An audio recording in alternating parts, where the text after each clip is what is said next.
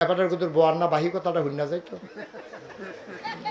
বাহি কথাটা হইনা জানে, নাহলে তো আপনি অর্ধেকটা কইতেন পারবেন, বাঙ্গটার তাটারে পরে বাহিটা কইতেন পারতেন না।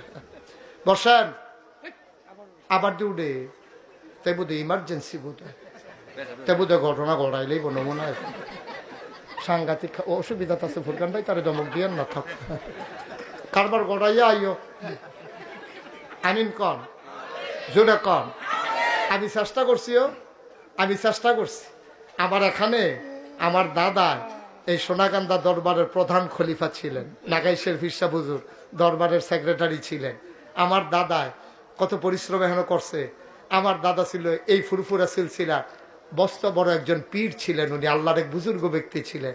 আমার এই ইন্তেকালের আগে, দায়িত্ব বহানের আগে মাত্র 9 শতক জায়গা আমার দরবারও দিছে।